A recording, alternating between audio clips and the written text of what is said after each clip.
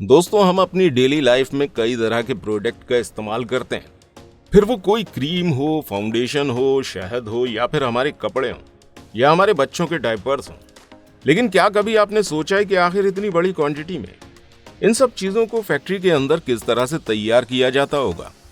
इसके अलावा वो क्रीम जो हम अपने चेहरे पर रोज लगाते हैं, उसे किस तरह से बनाया जाता है? कहीं ऐसा तो नहीं है कि जिस क्रीम का इस्तेमाल हम अपनी त्वचा को निखार देने के लिए कर रहे हैं, उल्टा वो हमारी त्वचा को नुकसान पहुंचा रही हो? अब अगर आप नहीं जानते हैं कि इन सब चीजों को किस तरह से तैयार किया जाता है, तो आज की वीडियो आपके लिए खास है। और आज की वीडियो में हम आपको बताएंगे कि आखिर इन सब महंगे महंगे प्रोडक्ट्स को फैक्ट्री के अंदर किस तरह से बनाया जाता है और इन्हें बनाने में कितनी ज्यादा मेहनत लगती है। चलिए तो बिना देरी किए वीडियो को शुरू करते हैं, लेकिन उससे पहले वीडियो को एक लाइक जरूर कीजिएगा। Foundation making in factory.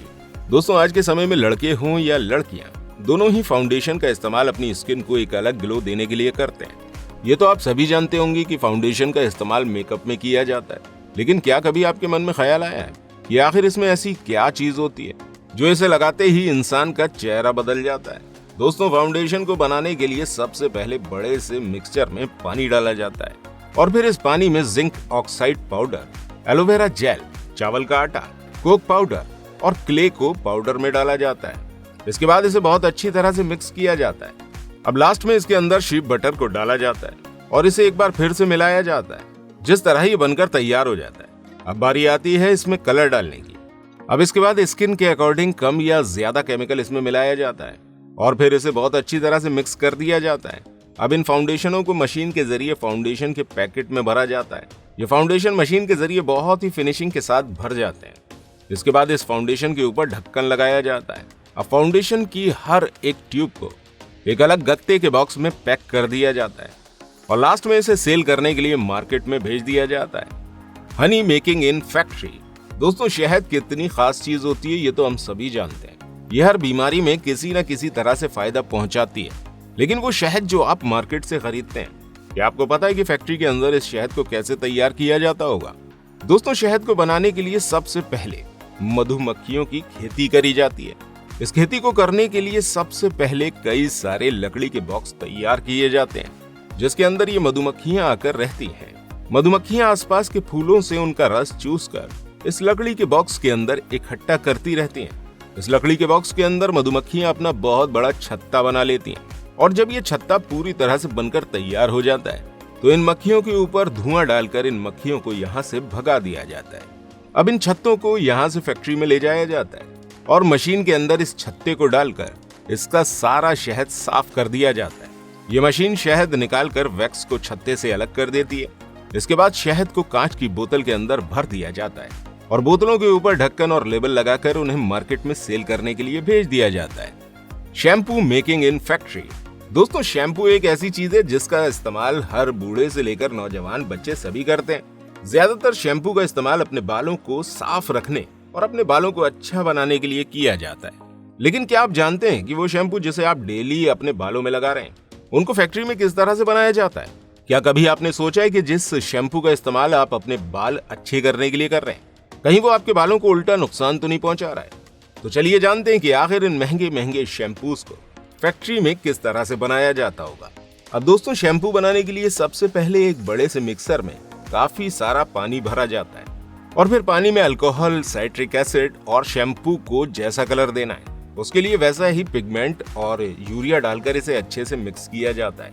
इसके बाद कन्वेयर बेल्ट के जरिए शैम्पू की बोतलों को आगे पहुंचाया जाता है।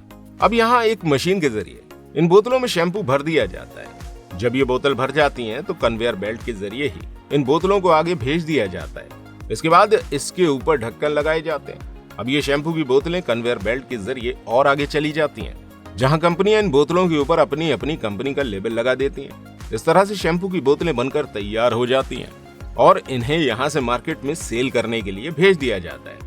Fair and lovely cream making process. दोस्तों, ये क्रीम आपने कभी ना कभी जरूर लगाई होगी और अगर नहीं लगाई होगी तो आपने इसका नाम तो जरूर सुना ही होगा। लेकिन क्या आप जानते हैं कि आखिर इस क्रीम को फैक्ट्री में किस तरह से तैयार किया जाता है? अपने रंग को गोरा करने के लिए ज्यादातर लोग इस क्रीम का इस्तेमाल करते हैं, लेकिन ये बात अलग है कि उनका रंग पहले से ही बहुत अच्छा होता है। लेकिन इसके बावजूद भी बहुत से लोग ऐसे हैं जो इन क्रीम्स का इस्तेमाल करते हैं लेकिन इस क्रीम को लगाने से पहले आपको ये जान लेना चाहिए कि आखिर इस क्रीम को किस तरह से बनाया जाता है। दोस्तों, एक क्रीम बनाने के लिए कई तरह की चीजों की जरूरत होती है। Distilled monoglyceride, citric acid, cetyl alcohol, ट्यूलिन carbopol, glycerine, mineral oil, methyl, paraben, aloe vera और पानी। इन सब चीजों से मिलकर ये ब्यूटी क्रीम्स बनाई जाती हैं। ये गोरा करने वाली क्रीम बनाने के लिए सबसे पहले एक बड़े से मिक्सर में दूध को डाला जाता है। अब इस दूध में मिनरल वाटर ऐड किया जाता है। अब इसके बाद इस मिल्क के अंदर फेयर एंड लवली क्रीम के सभी इंग्रेडिएंट डाल दिए जाते हैं। अब मिक्सर में अच्छे से मिक्स होने के बाद ये क्रीम बनकर तैयार हो जाती है। अब इस क्रीम को मशीन के जरिए फेयर एंड लवली के पाउच में फिल किया जाता है और इसके ऊपर ढक्कन लगाया जाता है। इसके बाद इस क्रीम को कागज के बॉक्स में पैक किया जाता है। दोस्तों, इस तरह से ये क्रीम बनकर तैयार हो जाती है। Baby diapers making machine. दोस्तों, डायपर को बनाने के लिए एक बहुत ही बड़ी मशीन होती है जिसमें एक साथ 2 रोल लगाए जाते हैं जिन्हें सेलुल्स पंप के नाम से जाना जाता है। ये सेलुल्स पंप पॉलीप्रोपिलीन और पॉलीथीन से मिलकर बनते हैं। अब बच्चों की यूरिन यानी टॉयलेट को एब्जॉर्ब करने के लिए इसके ऊपर पॉलिएस्टर और सोडियम पॉलीप्लेट को ये मशीन बहुत कसकर प्रेस करके लगा देती है। इसके बाद एक मशीन के जरिए इन्हें बिल्कुल डायपर का शेप दिया जाता है और इनकी साइड्स को क्लोज कर दिया जाता है। जब डायपर बनकर तैयार हो जाता है तो इनका एक एक पीस कन्वेयर बेल्ट के जरिए आगे भेज दिया जाता है। दोस्तों, अब वक्त आता है इन डायपर्स की पैकिंग का। अब मशीन के जरिए ही इन डायपर्स की पैकिंग भी की जाती है और जब इन डायपर्स को पैक कर दिया जाता है तो इन्हें मार्केट में सेल करने के लिए भेज दिया जाता है। और दोस्तों, जो कपड़े आप पहनते हैं, क्या कभी आपने सोचा है कि आखिर इन कपड़ों को फैक्ट्री में किस तरह से तैयार किया जाता होगा? दोस्तों, फैक्ट्री के अंदर कपड़ा बहुत ही आसानी से बनता है। फैक्ट्री के अंदर किसी भी तरह के कपड़े को बनाने के लिए बहुत सारी अलग अलग तरह की रीलों का इस्तेमाल किया जाता है। इन बड़ी बड़ी रीलों को क्लॉथ मेकिंग मशीन में फिट कर दिया जाता है।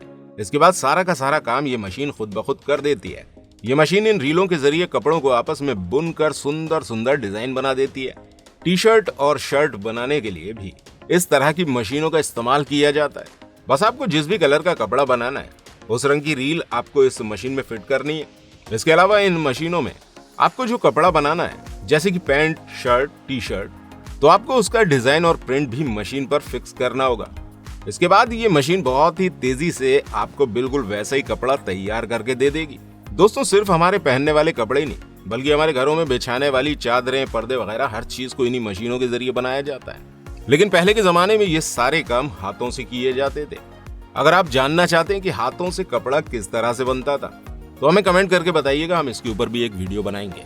तो दोस्तों, इस तरह से फैक्ट्री के अंदर बहुत ही अलग अलग तरह के प्रोडक्ट्स को बनाया जाता है और डेली इसमें हजारों मजदूरों को रोजगार भी मिलता है और हजारों लोग इससे फायदा भी उठाते हैं। तो दोस्तों, इन सभी मेहनतकश लोगों के लिए जो इन फैक्ट्रीज में काम करते हैं और अपनी फैमिली का सपोर्ट करते हैं, उनके लिए एक लाइक तो बनता ही है और कमेंट में जाकर आप अपनी राय जरूर लिखिएगा। और इसी तरह की और इंटरेस्टिंग वीडियोस देखने के लिए आप हमारे चैनल पर जा सकते हैं। हम आपसे वहीं मिलेंगे।